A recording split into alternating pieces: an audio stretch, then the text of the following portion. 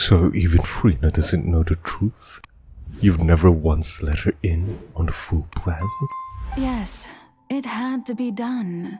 To deceive the heavenly principles, you must first deceive yourself. She did very well.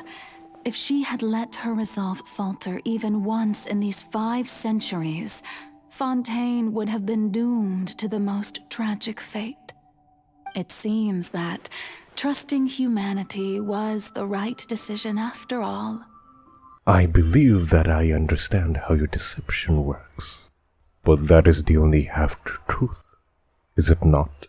How would you build on this foundation to save the people in Fontaine? That is the most important thing. Ah, good. Of course, the Iudex of Fontaine has pinpointed the crux of the issue. I'm sure you've long sensed that the Oratrice is no simple machine, yes? I've always suspected that it has its own consciousness, and Vinny did mention that he heard a human voice within the core chamber. It seems that that person was you, hidden within the machine all along. Am I right? And then I became one with the Oratrice, taking Fontaine's gnosis with me. Yes, it would seem so, wouldn't it? Alas, your understanding of this device still lacks sufficient depth. In truth, it is no enactor of justice. It is, in fact, a device created to kill the god of justice. I beg your pardon? Oh, you have it. And to be more precise, not only will the Oratrice take down the god of justice, it will also take down the divine throne upon which she has been placed. I mean, did you think I would be the sort to enjoy peaceful repose while Farina suffered? My work over these last 500 years has been to constantly accumulate indemnitium within the Oratrice. But really, some have already discovered that only a small fraction of the energy generated by the device was ever used to provide power to Fontaine.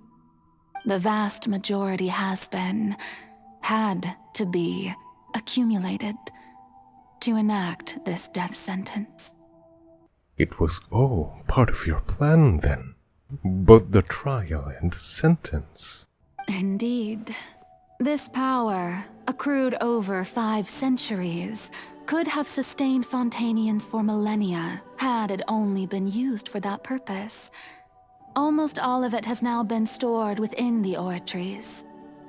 But only power of this magnitude could hope to destroy the Hydro Archon's divine throne, shaking the rules established by Celestia and breaking through the institution that is the Seven.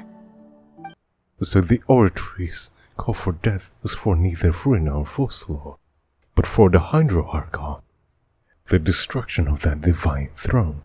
If I don't misunderstand your intent, you must be returning what's rightfully yours to you, of course. In other words, this was all done to return the authority of the Hydro Archon to the Hydro Dragon of this planet. But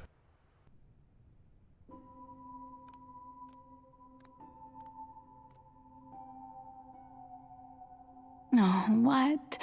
Getting sad again, are we? The authority of the ancient dragons shall soon be yours once more, O Hydro Dragon Sovereign. And this is the face you make. all you've done throughout the years is just so you can sacrifice yourself at the very end. I've never quite seen it that way, you know.